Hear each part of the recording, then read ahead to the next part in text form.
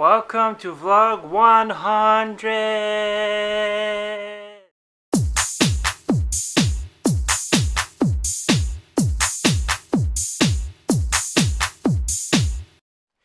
Hey guys, welcome to vlog 100.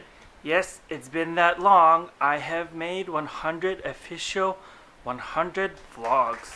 And this is going to be my review for Season 11, All Stars 2, Episode 9, There's No Business Like Sue Business. And I want to tell you guys that I am extremely happy with the results of this episode, and I'm not going to say a word till the end. And I might be seeming sarcastic right now, but I am not sarcastic. I'm actually generally very happy. We all know that I want Ivy to go.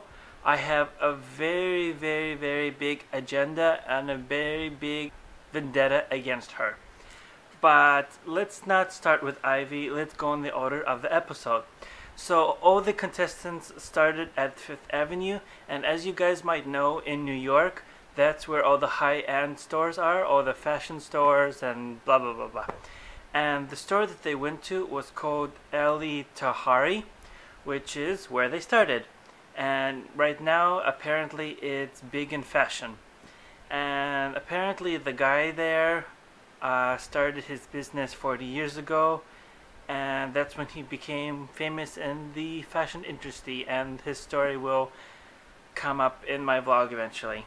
And the challenge was to take a ready-to-wear look, a retail look, and turn it into something that is a wow look. And the guy who, you know, is kind of an extra judge in this episode is Ali Tahari, and he's obviously the guy who made this design, and obviously he named it after himself. And the outfits need to retail at $500 to $700, and the fabrics need to be low enough so they actually make a profit if they are mass produced. And the fabrics they got, you know, from the store themselves, so they didn't go to Mood and stuff like that. So, you know, it's all good for them. And the price, the winning outfit would be manufactured online on the online store and obviously in the actual stores. And the profits would also go to a charity called Save the Garvin Center in New York. Now, we're going to talk about Ivy, but we're not starting the judging part of my vlog yet. Ivy is trying to do prints for this challenge. She actually chose something quite beautiful, foresty, and I hope for her sake that she can probably pull it off, but I still think that she should go home. Uli picks white again. Uli, you are obsessed with feathers and the color white, and you just have to stop it. I think you have the same problem as Anthony. Anthony likes blue, and you like white. Alright, I forgive you. It's your thing. It's probably your trademark. You'll still pull through, because I think all in all you're going to be the winner of this competition for this season. I hope. I obviously cannot tell the future, but I really hope you win. And everybody apparently gets to talk to someone on video chat, but for some reason they only showed 2 of the people chatting, and they showed Anthony talking to his boyfriend. Okay, nothing really controversial there. And then they show Ivy talking to, can anybody guess before I tell you? Casanova! Really? Who else would she talk to? Come on. Really? It helps to hear Casanova's voice. It does help to lighten my spirit a little. Ha! That is my response to you, Ivy. Ivy started crying in front of him, and it just...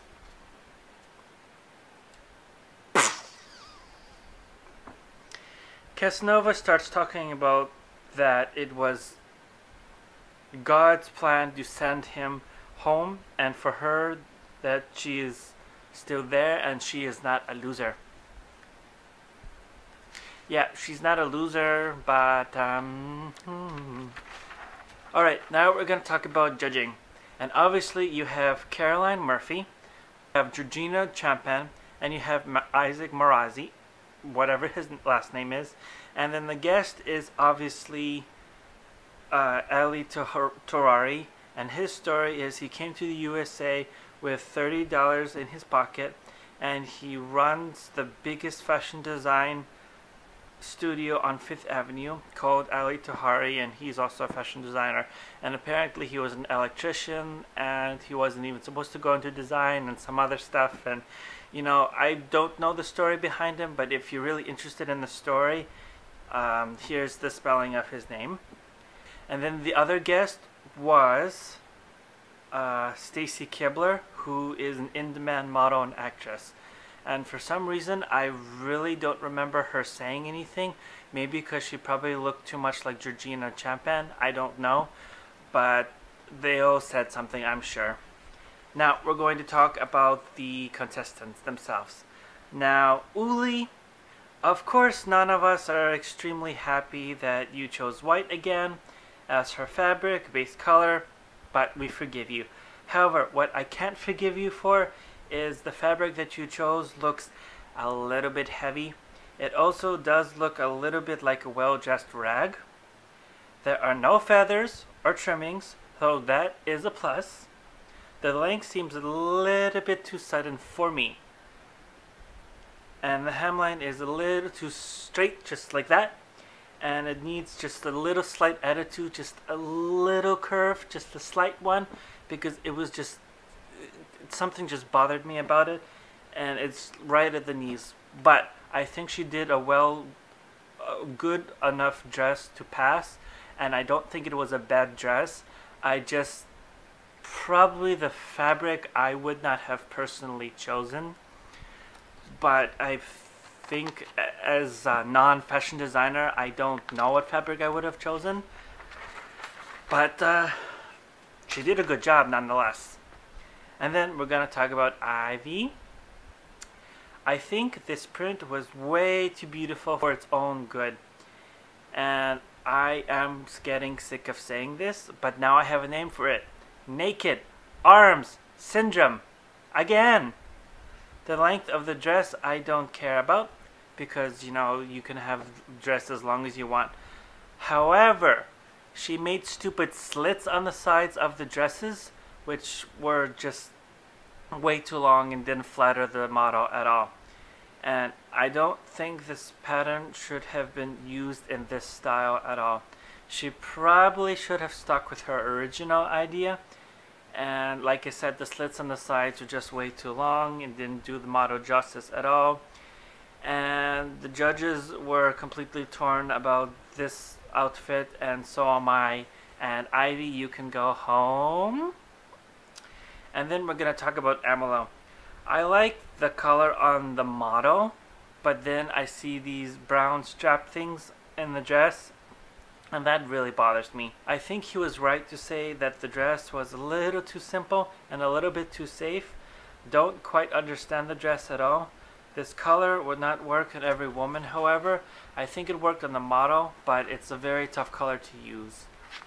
I think he did a pretty good job, but it just wasn't a good enough dress for me. But I'm glad that he, you know, passed. And then Anthony, finally, a home run. He's back. Everybody cheer. This should be the winning outfit. It's simple but elegant and looks expensive. And then he did this really silly pocket idea. I don't understand it at all, but I liked it. Not everything that is cool needs to be understood. He patterned stuff on the back quite well as well. And the neckline is the only thing that was really the problem, you guys. Just, I don't know how to describe it. The judges talked about it, so watch the episode if you haven't. Otherwise, great job, Anthony Ryan. And then Joshua. Ow. That damn pink again. You and your pink fuchsia crap. He mixed it up with lace and the pink, which I guess was kind of decent. But of course he had to screw up the back zipper, which, you know, shouldn't have been there in the first place.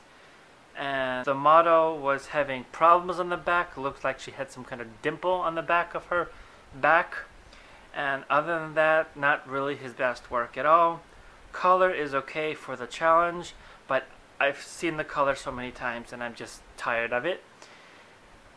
And then the breasts were all poofy and not fitted, and it was just obnoxiously done. And I just don't know what the hell he was thinking. And one of the judges said it looks like the breasts are going down to her waist. And Caroline and Josh even had a slight argument about editing and the fact that the dress would probably have been even more expensive without the back zipper anyway. So, you know, the fabric that he used was some kind of stretch fabric. So I guess you cannot use a zipper with the stretch fabric. Whatever. And then we're going to talk about the winner. Now, the winner could have been Uli or Anthony. And if you guessed it, yes, from my smiles, Anthony won the challenge. Go Anthony. And I'm glad that Uli is still safe, and she did a good enough dress for that. But Uli, next week, please do not do white, and please choose a fabric that is not so heavy. And then we have Joshua and Emilo and Ivy left. Emilo, safe. Okay, he's gone. Josh and Ivy are left. In case you couldn't tell from my smiles, Ivy is gone. We all got our wish. Ivy is gone. I'm so happy. I'm so happy that can't even show my emotions. Thank God. I literally got up dancing once the episode said Ivy was gone. And I was dancing hallelujah and the whole apartment was shaking for 2 seconds. Why did it take this long to get Ivy out of the competition? Really? And then the next person needs to go is Josh, but that's a different story.